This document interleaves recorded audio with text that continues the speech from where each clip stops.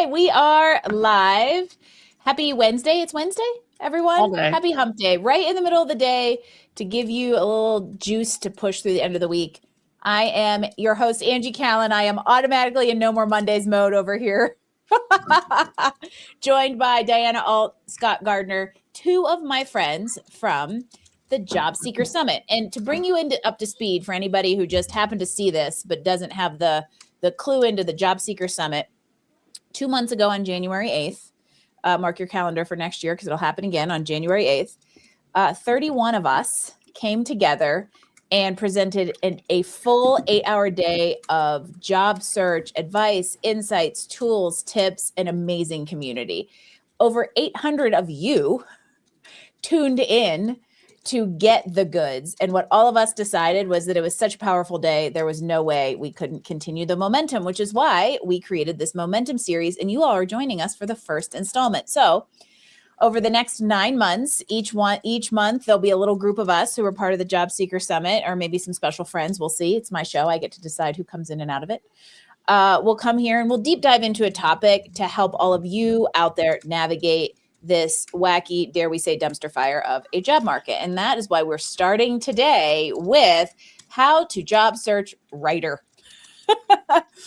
And this came out of Diane and I were sitting around a table together face to face a few weeks ago and having this off the cuff conversation. And I said to her, I talk to a lot of people who feel like they're doing the job search wrong. And I oftentimes say to them, you're not necessarily doing anything wrong, but there's things that you could do righter. And here we are. Yep. So when that is your word of the year next year, you can come back and thank me. So I will stop talking. Let's get the two of you to chime in. I want to know the number one thing you wish job seekers would just stop doing immediately.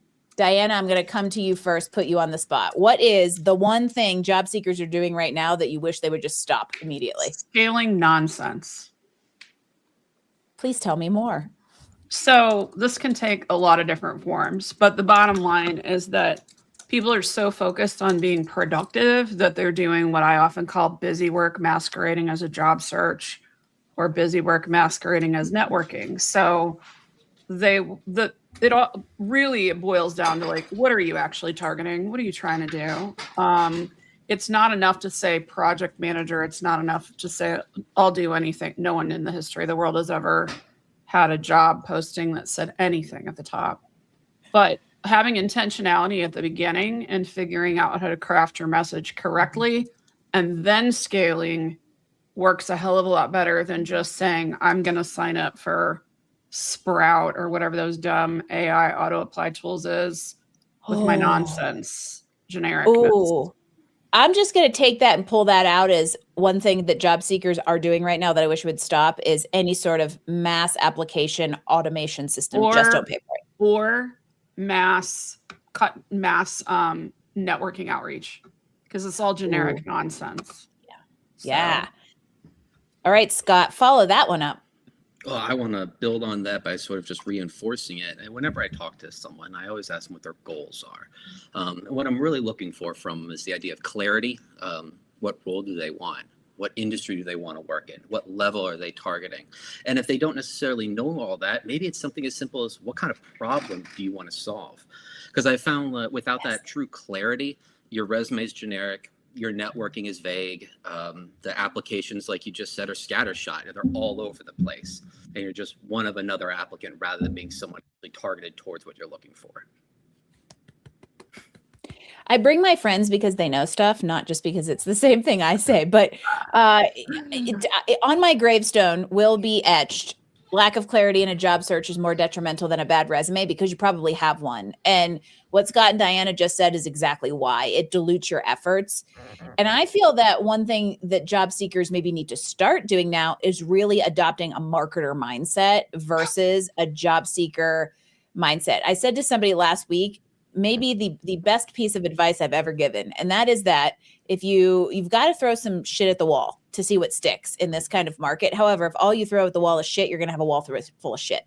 And it's pretty much the best summary of how to find a balance between quality and quantity, because you really do kind of have to balance those two. And if you are just trying to put as much out there as you possibly can, you're going to sound like a robot because you're probably using too many robots, and you're like diluting the effort and hiding the unique value proposition that Scott just mentioned, as far as like finding a solution and being a solution. Yeah. And so for all of you out there, real quick, Diane, I want to hear that thought, but I'm going to give some pointers to some of the people that have joined. If you are joining us and you want to learn how to job search writer, this is open forum. I literally pulled a couple questions out of the printer and hit live. So this is very unscripted, and we are just talking about what we see out there in the market. So if you've got a burning question or a hot topic you want us to debate, discuss, and advise upon, please throw it in chat. And now, Diana, go ahead. What I was going to say, you said, look at this like a marketer. And I also think that it can benefit people to look at yourself like a product, which sounds really impersonal, and a lot of people hate that. But the bottom line is you're selling a product. It's your services that you're going to trade for a package of compensation, money and benefits and whatever. And there's a concept that a lot of people don't understand, which is product market fit. And clarity is required to demonstrate product market fit. Just sitting there and saying, I want, or sitting there and searching for your last job title is not really doing any consideration of product market fit. Some people are in really high demand roles and fields and industries and have all kinds of experience, and they can demonstrate that they know their product market fit. It's kind of innate. But if you're making any kind of pivot, if you're trying to go a level up the next time, if you're trying to escape something that you did before that sucked, then or you're in a role that you expect will be disrupted by AI. Well, right. These are like see ahead things. And that's a whole big loaded question I have a feeling we'll get to. But you bring up the good point of you have the thing I've been saying to a lot of people that I feel like sticks in their head is that like the best way and fastest way. Now, fastest and fast are not the same thing. You got to know that. But the path of like least resistance in job searching right now is to be an apple for an apple. And even down to the fact that you kind of need to be a red apple applying for or seeking a red apple, because a green apple isn't necessarily the right thing for the recipe, and an orange definitely is not, right? And so the tighter and more aligned you can make yourself, i.e. this idea of product market fit, the better someone can understand they need to buy you, because in marketing, in sales, and in job searching, a confused buyer is not a buyer. And so if you're not clear, you can't point a buyer, a hiring manager towards you. And I think what's one thing I'll kind of tie this up, and then I have the next myth, and Scott's going to kick us off, is yes, thinking about yourself as a product can feel a little impersonal, but that could be good from backing off the emotional tie that we usually link to in a job search. But it also helps you be a little bit more objective about yourself, because at the beginning of a job search, you basically are a product because they're reading about you on a document. They haven't talked to you yet. Once you go in and they talk to you, now you have the ability to add the fit part. So, and if I may, I have one little part of that marketing I wanted to bring up, and that's doing actual market research. I think too many people skip way past this. And if you're just reacting to a job posting that you're seeing on LinkedIn in this job market, my opinion is you're behind the curve already. Watch the headlines, leadership changes. If it's a startup got new funding, a new product's about to launch. If you're inside an organization, did someone get promoted internally? Or if you're concerned about your company, I mean, the WARN Act requires layoff notices to be filed months in advance to give the employees heads up. So being aware of where you're at, where you want to go, and what's going on will put you ahead than just waiting for a job description to be posted online. You set us up perfectly. Hold that thought on the job description online, because that's where we're going next. But what Scott just did is bring everything that we've said in the last 9 minutes and 9 seconds into one cohesive thought, and why it is so important to have clarity up front. It drives everything. It drives how you write your resume. It drives how you talk about yourself. It drives your understanding of product market fit. It drives the ability to tell someone in your network what you're looking for so they can help you, right? And if you don't have that, you are just shooting from the hip, and now we got the wall full of shit. And it starts with the fact that I think a really good one-word answer to what I wish job seekers would stop doing is reacting. Because I think that's a lot of what happens. And in the last week or two, Diana and I have both talked to Steve Jaffe, who has a book about layoffs. And it is very much about taking a step back and going through like the grieving process. But I think that's also applicable in a lot of professional aspects of like, we want to react, we trigger happy on the apply button. We want to just do because it will fake us out and make it feel productive when it's really spinning in circles. And so I think react less is my answer to the question I asked 10 minutes ago. So, okay. Applications. Scott, I'm coming to you first. Is applying online a waste of time, or are people just doing it wrong or something else? What is your opinion? Yes, and yes. Is it a That's full a waste loaded of time? question, Angie. Absolutely not. It's not a waste of time to apply externally to a company. Is it the best use of your time? Probably not. I'm a huge believer in 6 degrees of separation. The relationships I've been able to build from that has been incredible. Do I think networking, leveraging who you know, who they know, who that person they know knows, is going to be the way to really find opportunity? Yes, but that requires effort. If you're going to go about applying online for a role, though, you can do it. First, we've talked about being strategic, knowing what you're looking to do. At that point, yes, it's a great idea to make sure the messaging on your resume is strong. But that needs to be complemented by the LinkedIn, reinforcing what you're doing there, showing credibility, building momentum behind that. And that way, when you get to the point of an interview, there's some validation to what's being presented. That can build a stronger external applicant with no direct connection, even second degree connection. So the short answer to the question is yes. And Diana, add your flavor. Two things come to mind. Number one, I think anybody that's not conducting a multi-channel job search is doing it wrong. So, and that applies to literally everybody. And so applying online, I am pro applying online. I follow a lot of like very generous content creators who are recruiters that will say, all y'all hearing that 80% of roles are filled, by networking or whatever, their hidden job market, everything's 80%, right? I'll have you know that last year I filled 58% or 78% or whatever large majority number from cold direct applications. So we want to do both of these things. And even for people that are on the executive side where they're maybe using executive recruiting firms, you still got to network. So there's no like picking only one and doing that. Yes. You might invest a different proportion of time depending on what's going on, but you got to do both of them. The other thing to remember is that every single point, like I think about signals a lot. Liam Darmody got me into this language because he talks about LinkedIn being a signal farm. And so everything that is throughout the process of hiring from the very beginning to onboarding is a series of signals and decisions. So every single thing that you provide out to the world should be helping someone make a decision about you, and everything you take in should be helping make a decision about you. So yes. The multi-channel, multi-pronged, diversified job search is bingo. I've never subscribed to the all or nothing in most cases, right?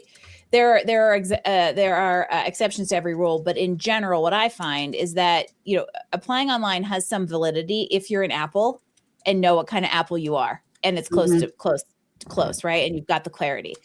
But I've also had, this actually happened yesterday. So here, I'm going to prove Diana's point. I have a senior level executive high earner who is job searching, and we've been using job boards as a place to research, which is also a very good place to use, what a thing to use them for when you're finding your clarity. And here he comes across an SVP role at a company in his target market, and he knows the CEO there. Great. You think we would have pulled that idea out of our where had it not just passed our view online? And that's the thing, is that it can jog your memory. It can trigger people that you may not have thought of in your network, or can signal it can signal opportunities at places that you may not have known were hiring or had your role open. You can see confidential postings on there. And so it isn't, to me, just about using it as its own channel, but it's a channel that can also inform opportunities in the other channels. And that's where the online stuff becomes really powerful. And why I think if you have that diversified strategy and you kind of use everything in tandem with each other, the ball gets rolling and things get tight. Yeah. Okay. Do each of you have a piece of paper and a pen? These people have no idea what I'm throwing at them, by the way. I have I've decided that this might have paper. And what color I can pen would find you like one. me to use? Okay. We're gonna have a little bit of a game show moment here. So Oh my. if you just have a piece of paper, I'm gonna ask you to write one word on a piece of paper and hold it up So they really had no idea. This is I've decided this is Job Let Seeker me get Summit the moment Sharpie series game so we show. can see it. Always a fun time around here. Sharpie's good. Yeah. I made Scott stand up. I hope he's not wearing plaid PJ pants. I got it. Let's go. Oh, I'm still in khakis. Okay. Everything's good. I mean, if you were Jim, my husband, he wears the flannel, but then he usually has flannel PJ pants or his Carhartt sport pants. Okay. I'm going to ask you a question without saying anything. I want you to write the one word answer you have to it in like big all caps. What is something job seekers obsess over in their resumes that actually doesn't matter as much as they think?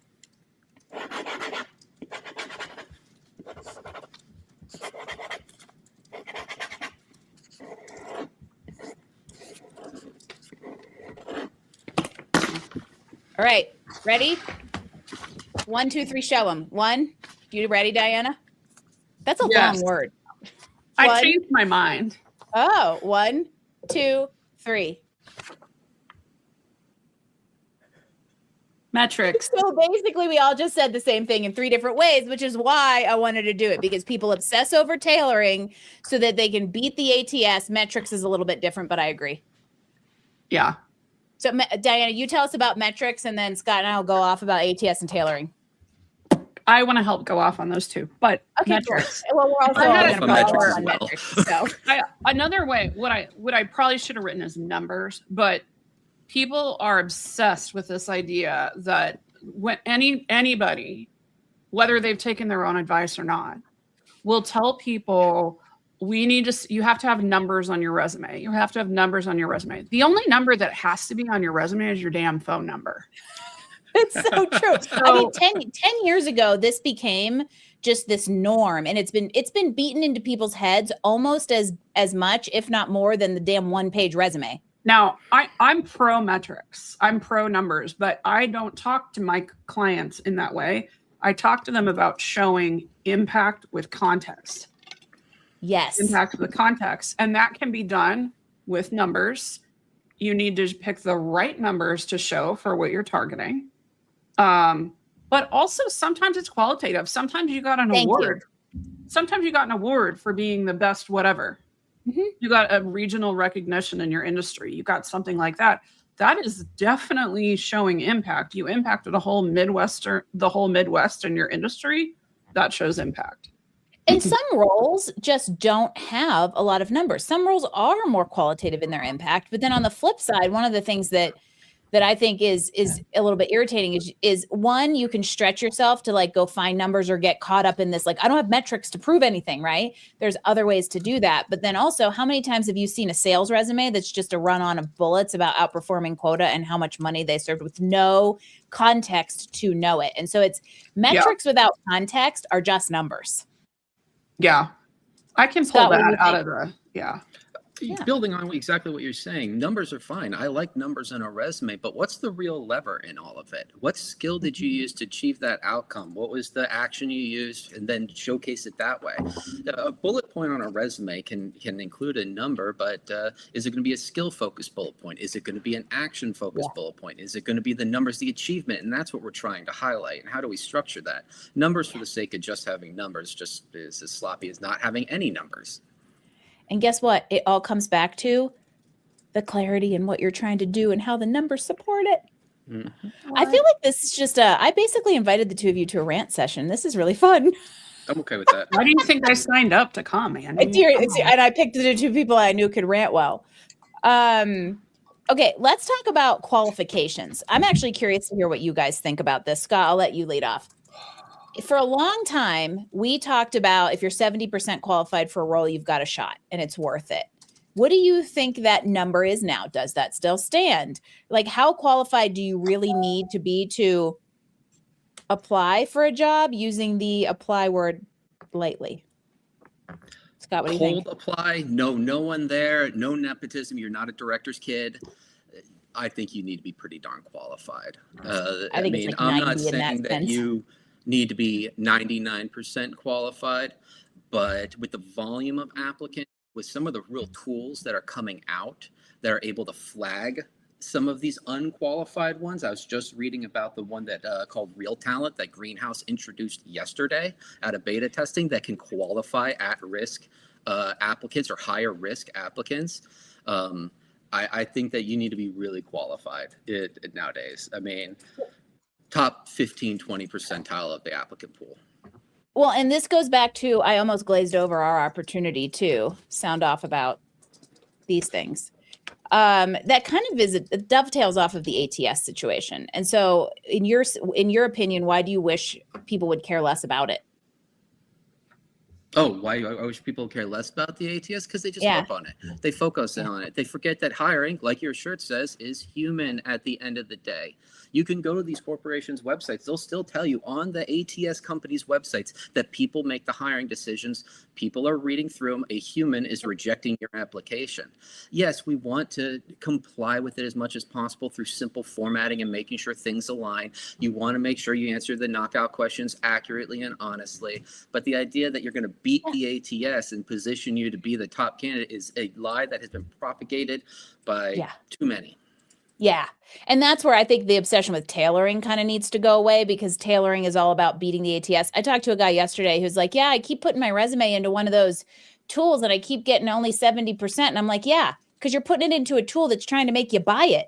Right. Mm-hmm. And so that's all like a little bit of a racket. And again, I think the point that all of us have made across many of these topics is be less reactionary, be more discerning, and find a neutral ground, right? This isn't about beating an ATS. It's about navigating a technology system that parses data enough in order to then have a human read your resume. Because if all you're doing is keyword stuffing a resume to get quote unquote through an ATS, which you can't do anyway, then now you're given a human gobbledygook to read, right? And at the end of the day, Scott, I'm so glad you said it. Humans still hire humans.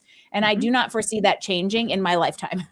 And if so, you're focused no matter on what AI does. stuffing, if you're focused on keyword stuffing a resume, you're going to end up with a strong resume that as soon as you get into a live conversation with the person, they're going to find out you don't meet the bar. Exactly. Diana, do you have any last words? Because I got a meaty next question for you. Oh, I want to talk about qualifications. Okay, go ahead. I think people fundamentally misunderstand qualifications in general. Ooh, tell me more. Okay, so this is taking into account the whole hiring cycle, not just what is like the very first step of applying. For the very first step of applying, my answer to my clients these days tends to be, if they have basic qualifications and nice to have broken out, you need to have all the basics to apply. Mm-hmm. Full stop. And I want companies to have that list be as short as possible. But what happens all the time is people will say, well, I'm a perfect fit, or this isn't perfect for me, and I was the most qualified. I'm like, 238 people applied for that. You have no way to know if you're the most qualified. But when they also say things like, well, I don't know, they're just testing interview skills. Like, they're not getting the most qualified person because they're testing interview skills. And I'm like, the last time I checked, there's no jobs out there where your ability to clearly communicate in a verbal form is not needed at some point. So if you cannot go into an interview and clearly communicate what you have done, you are in fact missing a key qualification of being a functional professional in the year of our Lord 2026. Which in a year where human skills are more valuable than ever, right? Yeah.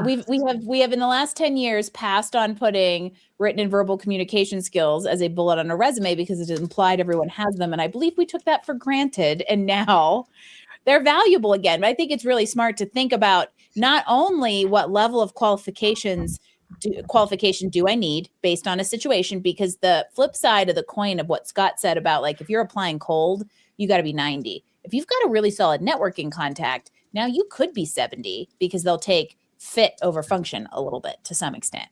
But before you do any of that, and before you have to know how to assess your qualifications. You know Well, what I helps got a to do toy. that? Clarity. Huh? What'd you say? I'm just going to keep beating a clarity dead horse, which I didn't mean to do, but it just keeps coming back to that. I actually have something related to assessing that I do with my clients that I'd love to share. Okay, share. Yeah. I do a little thing I call the stoplight exercise. So Yeah. really, and I do this in a couple of ways. So I do it to help figure out, like, are you 70 or 90 or 42, whatever. Basically, you just go through the whole job posting, qualifications and duties or responsibilities, and mark yourself red, yellow, green. Green, Yep. I like in the bag, done it, multiple reps. Red, don't have it. Yellow is somewhere in the middle. When I do this with my clients, I find that 3/4 of them underestimate their qualifications. Yes. The other thing it's really, really good for is leveling yourself. Because when you think about That's my how opinion. a principal at one company and a principal at another is not the same for director and VP and all of that, people can go through and look at the level and figure out over, assessing 5 or 6 of these at ideally different levels of the same job at the same company are really good to figure out, to look at. You can figure out, am I actually a director or am I something higher or something lower? If you're applying for director roles and you really, from a broader industry perspective in your target market, are showing up like a manager, you are not going to get called even if your resume is stellar. Yeah. So, and there's a little bit of a matrix there. And then Scott, I know you were going to jump in, and I hope you still have that thought. So cue it up. There's a little bit of a matrix, but if you can find the general level at which you operate, sometimes it can be helpful, depending on where you work, to know your FANG level, because then you can determine what is like a level at a smaller company, a level at a tiny company. There's not much bigger than FANG, but there's a little bit of a matrix there where your level may be based on the size of a company, just because of the scale at which you could work. And it behooves you to have that little bit of a matrix, and so that you can have your stuff pre-tailored to it. Scott, go ahead and share what was on your mind. Oh, the idea that sometimes having all the qualifications in the world still isn't enough. Think of some of these higher paying positions. I was working with someone recently, and they were going after a GC role at one of the big 3 AI companies. And the applicant pool for that role is going to be all qualified people. It's going to be 50 people with Ivy League law degrees, 10 plus years of experience at operating at that level.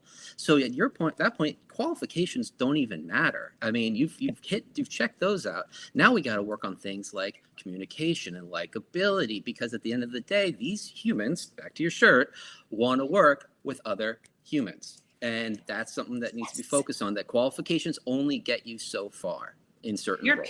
Your character and how you are as a colleague matter way more at the level that most of my clients operate.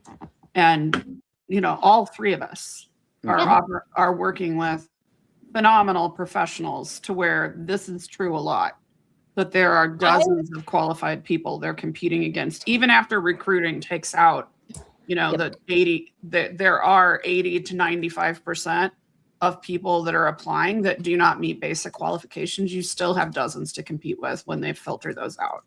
And that's high. That quantity is higher now than it was before. And at that level, some of the questions that are being asked in the person interviewing that applicant's head is, do I want to make hard and difficult decisions with this person? Yes. No longer can they do, the job. Do I want to sit with them in a boardroom and discuss restructuring, budgeting, layoffs, terrible things? Do I trust them? I love that you two have brought this up, because one thing that I feel like I'm just getting to pull all of my Angiisms out of my hat today, but I have yet to be proven wrong on the following, and the 2 of you have validated why I have yet to be proven wrong on it. And that is that a hiring team of humans, that's the key, will choose the 70% qualified personality fit before they choose the 100% qualified candidate who has a personality like a paper bag. And this is where I say qualifications people don't understand, because your interpersonal skill, your ability to mesh and make a group move forward in the direction they want to move forward, is the single most important qualification you have. And to some extent, and I think this is also important, to some extent, that is intangible and not able to be matched until you're in conversation with them, which is why I also, be cautious of overjudging applications online, but also overjudging your qualifications to meet it. There's just a whole lot you'll never know, right? You gotta gather the breadcrumbs as you go through the process, because you're never really gonna know what a job looks like until you talk to people, and you're never gonna know if you're really the fit for them and they're the fit for you until you talk to the people. So let's transition for a minute from what irritates us, what everyone is doing wrong, to what we could do righter. So if you personally, not to jinx it, had to start a job search tomorrow, what are the first 3 things you would do, Scott?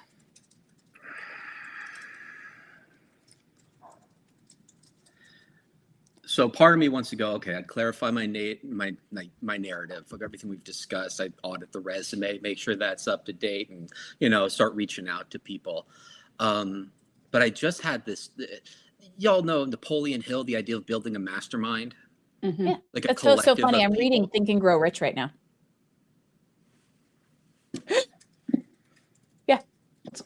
It's Again, I've read it a couple of times, but yeah, it's what I'm reading. I would go to the people I trust and try to get their perspective on me as much as I would just try to define what I want.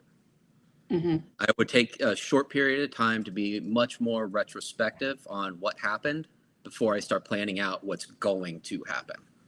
And if you're part of a RIF or you get fired, or that's a lot harder because you might have financial obligations. But if you're starting to really consider a job search right now, be introspective and identify what really matters, and then begin to execute on those other things about defining the narrative, creating the tools, beginning the conversations, and go into it that way.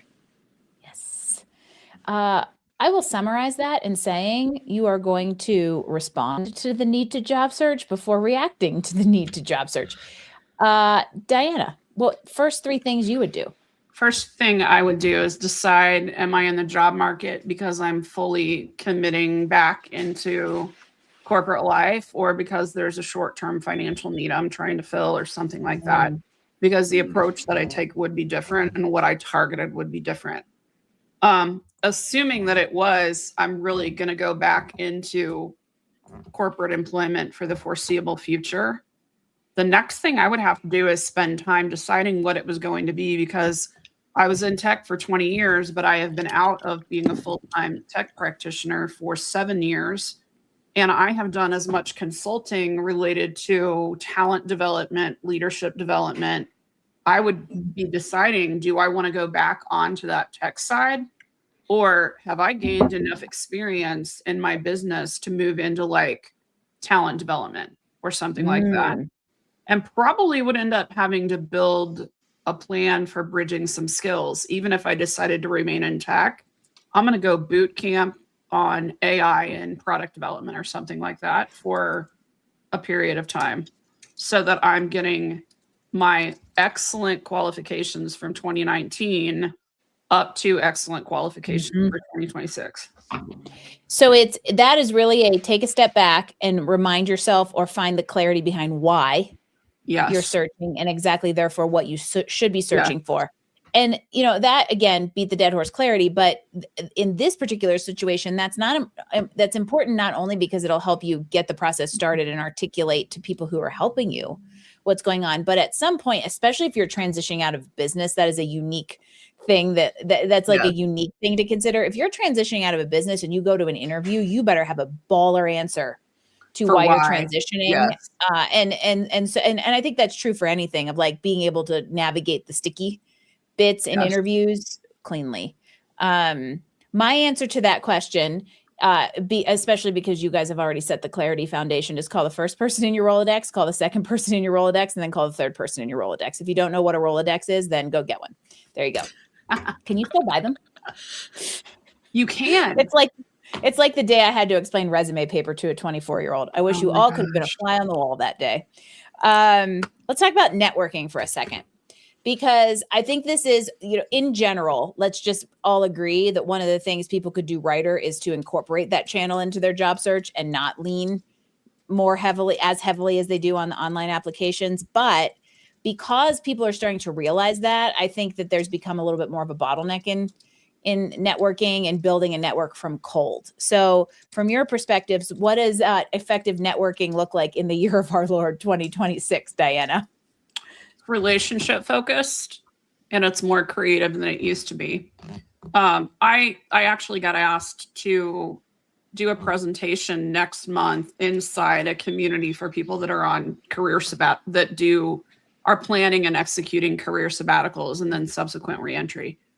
And while talking to the leader of that community about this presentation, I came up with the three types of networking people need to be doing at all times, in different proportions. One is what I called play, which is basically just talk to people because you like them, because you're curious, you're interested, and just to like build and maintain relationships in general as a human. The second is discovery, to figure out what's possible. So that could be, like I said, I might need to go figure out, do I have enough street cred to switch into talent development, or specific opportunities coming up in companies. And then the last is for advocacy. So if you've done play and you've done discovery and you know where you're going, then you can either with new people or with some of the people you talked to in the first two segments, turn people into advocates for you for opportunity. So none of that happens with a cold DM to somebody that just says, I'm looking for a job. Is your company hiring? You don't take a ring in your pocket on a first date, people. Scott, what are your thoughts on effective networking in March of 2026? I mean, building on what Diana said, I mean, at the end of the day, it's about becoming more visible, really, whether that is through content online, whether that is through, actively engaging in conversation with people. The warm lead is always the best. So the referral. So if you can leverage who you know to make introductions, be exploratory to not only, about what you're looking for, but that's okay to advocate for yourself, but also find out what others need. See what's out there. If anything, you might be the person that can bridge another person towards them. And then when it comes to the idea of visibility, I will caution with the amount of just straight AI slop out there that visibility and credibility aren't the same thing. Speaking consistently in about what is different than just having an opinion on everything to try to create eyeballs on you. Mm-hmm. That's a great point. I think that's a really good point. And to draw the distinction, I'll use an influencer on Instagram who has 100,000 followers. That doesn't mean they actually have like a strong business or a reputation. They just were really good at drawing visibility to themselves. Credibility is much more about, I would say, what and who not how many. I think one of the things that's important in networking today goes back to the idea of relationships. And we're in an ecosystem where existing relationships are much more of an asset than they ever were before, because it's harder to break into colder channels. And because of that, having a way to activate them on your behalf, right? So I feel like because we don't want to ask for help, we end up not asking for help.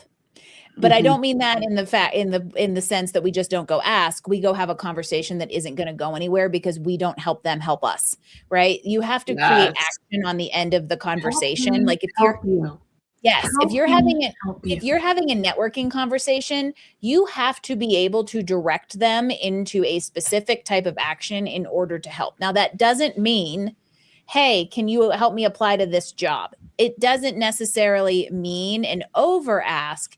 It just means a clear statement of here's what I'm looking for and here's how you can help. Or who do you know in XYZ category who I can talk to, right? Just saying, hey, here's my resume, can you help me out, isn't going to get you anywhere, because even your best friend next door isn't going to do jack with it because they don't know what to do with it. And so in a way, helping someone help you is actually a better ask than the soft that we feel we need to do because we don't like asking for help and handouts, right? If somebody's willing to help, let them help you. Because if they're not willing to help, they just don't respond. And that's nothing against you. They just don't get networking. Yeah.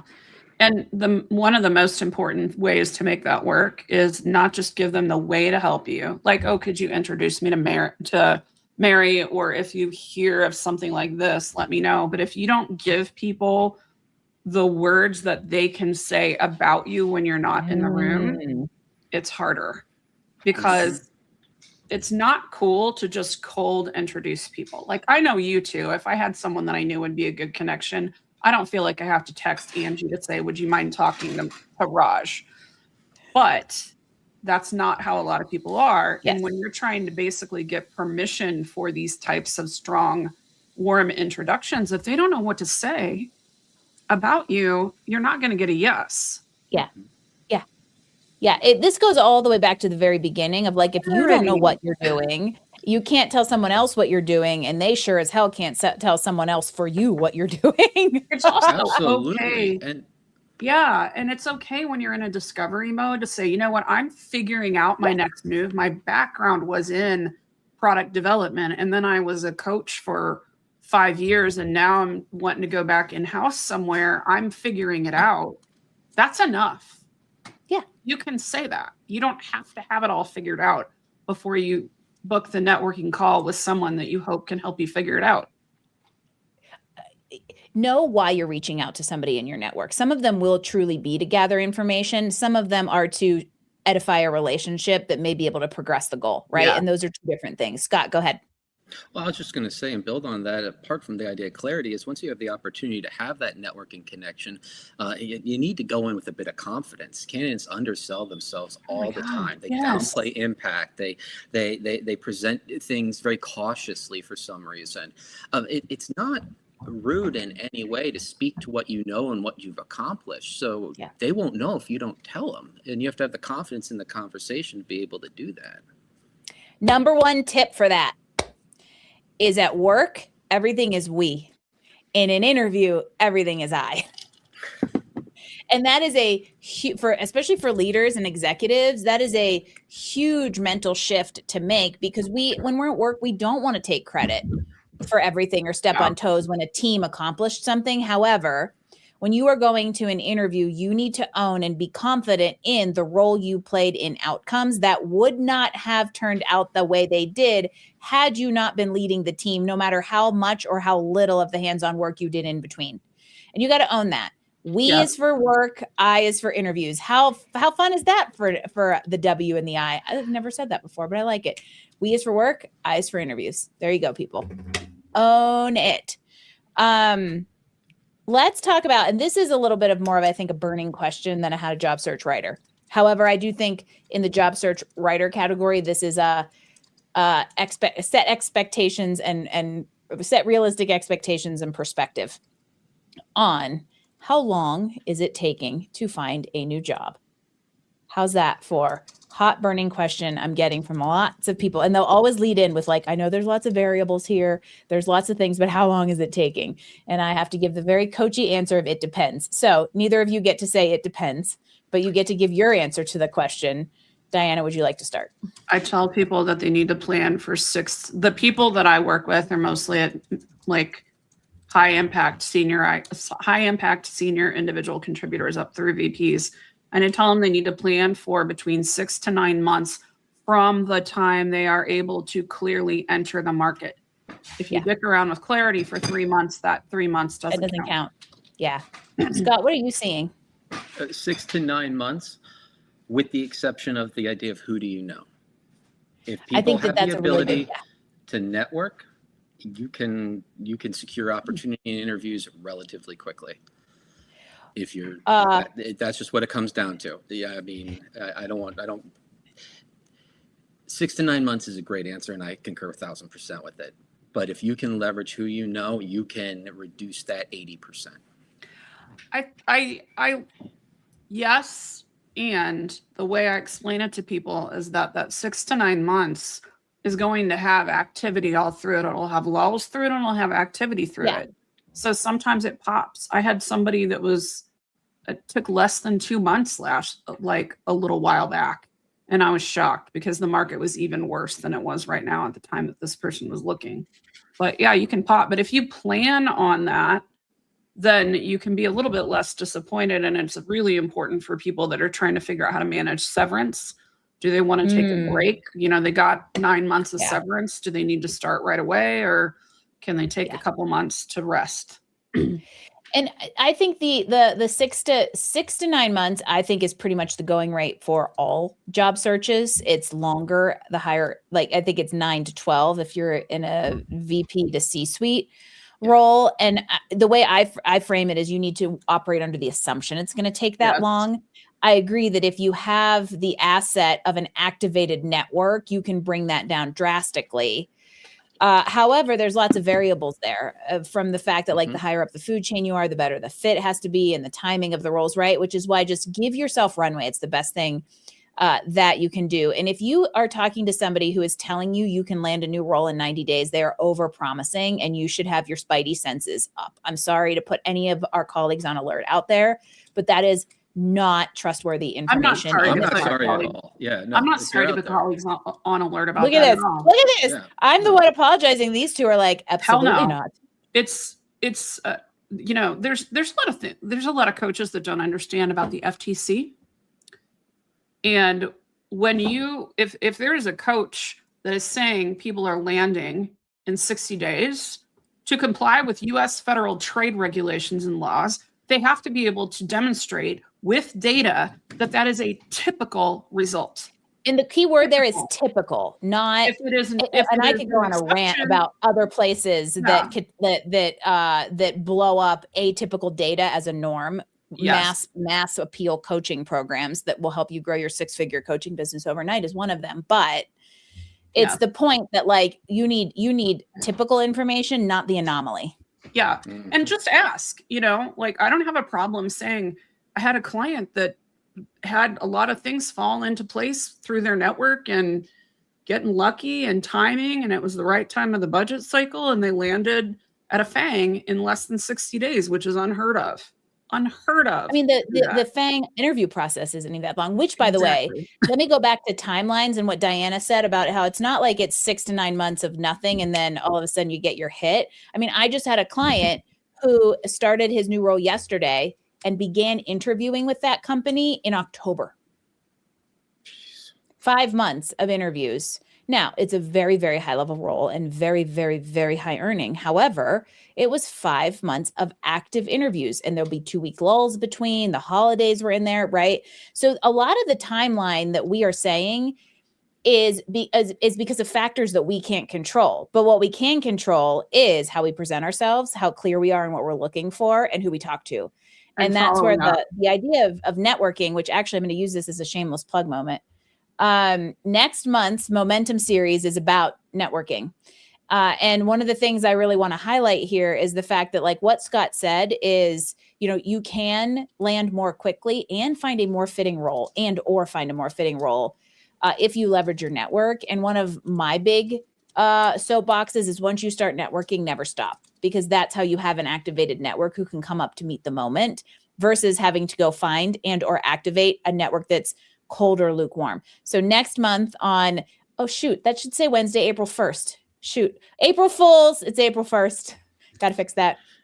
Wednesday, April 1st, Mark Misiano and Karen Jackson and I will be here sounding off about how to network in a way that actually works. So basically what we've skim coded today, we're going to deep dive into so that once you start networking, or even if you are, you've got a plan to continue cultivating that forever. The LinkedIn event has already been created. It is my most recent post on LinkedIn. I threw it up there about 20 minutes ago. So go find it, register for it. And if any of you out there want to see these things, although I'm about to say something to somebody that makes no sense. If you want to see these things, they live in our events. So you can see these at any point in time. So you can hear all of us sound off anytime you want. We've got about 10 minutes left. So if there's anybody out there who's got a burning question, throw it in chat. Otherwise, I can just have these two opine all they want.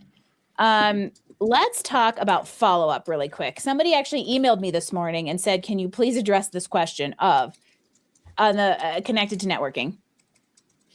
I'm networking with people. How do I keep them engaged? How do I follow up? What do I say? When do I follow up? Now, we're specifically addressing this from a networking perspective, not an interview process perspective, but let's say you do have somebody in your network that's really beneficial to you. You've had a good conversation with them where there was clear action and you're helping them help you. How do you keep in touch with them? How do you follow up? And what do you say? Scott, I'm going to you first. Be engaged in what they need. If this is someone that you know, they're actively in your network, don't have every conversation be you looking for something from them. Check in on something, how they're doing. How's their new job going? How's their kids doing? Whatever it is on that level. The idea of engagement and networking is not all about I. It can also be about what they need as well. It's like any relationship, it's a two-way relationship. Any healthy relationship, I'll say. Yes. The operative word, relationship. Yes. Symbiosis, not leech. Diana, add your 2 cents. First cent. Don't leave the call without having some plan. It's fine to say, is it okay if I check in with you in 2 weeks if I haven't heard anything?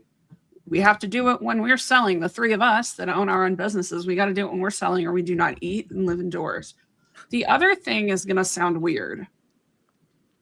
Never underestimate the power of a well-placed meme or GIF. Because sometimes the way that you are maintaining a tie and building a relationship is remembering what somebody likes. I have a whole set of people in my life that send me taco-related memes and GIFs. They know. I just sent her pictures of my cat, who's named Taco. Yeah.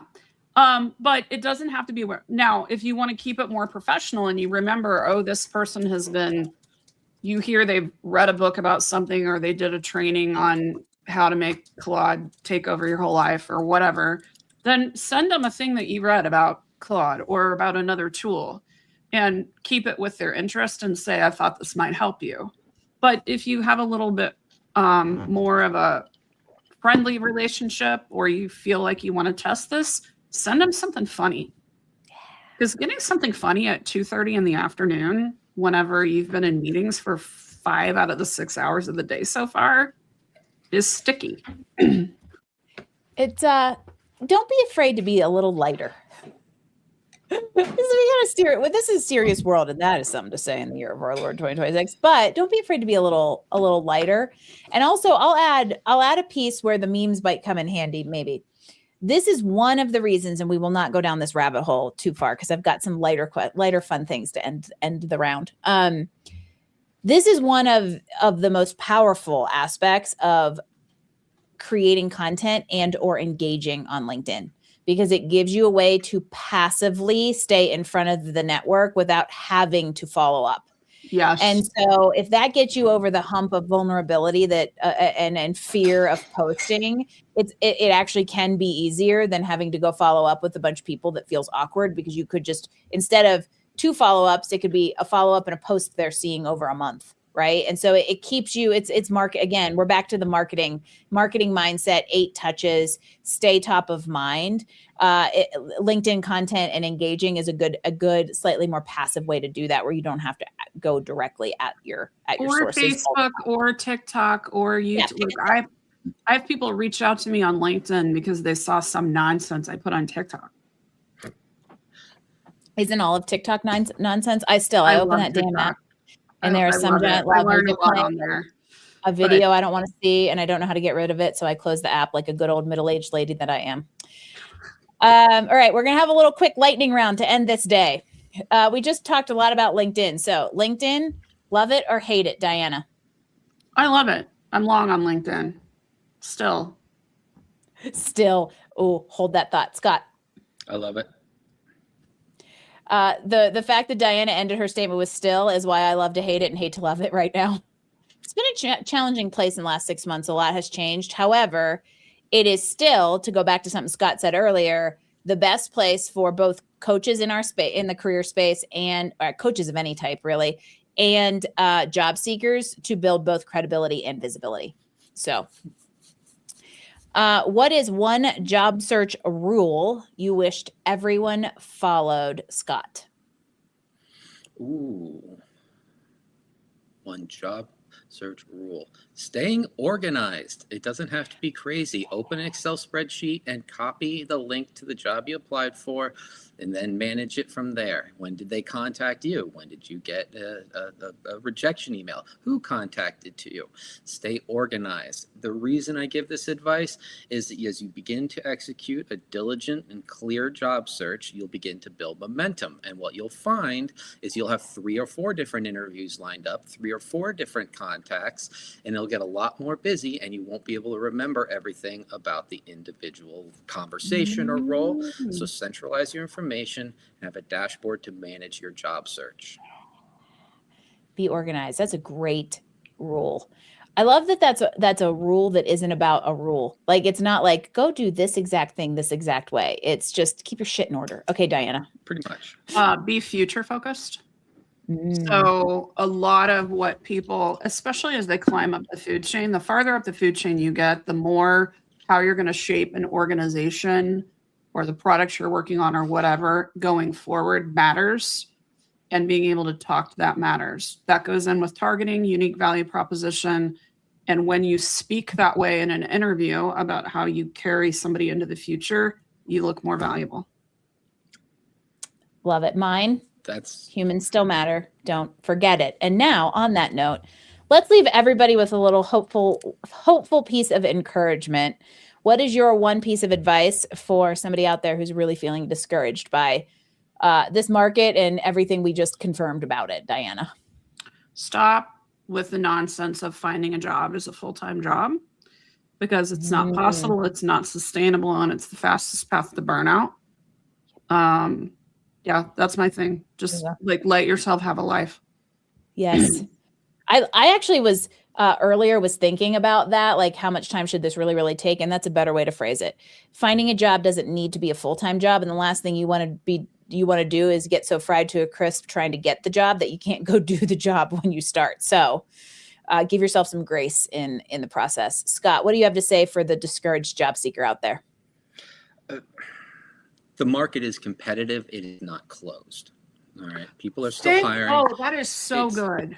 It's taking more time. People are having to be more targeted. I tell people, the 4 pillars of a good job search are: number 1, mindset. You have to have the right mindset going. It speaks to everything we've discussed today.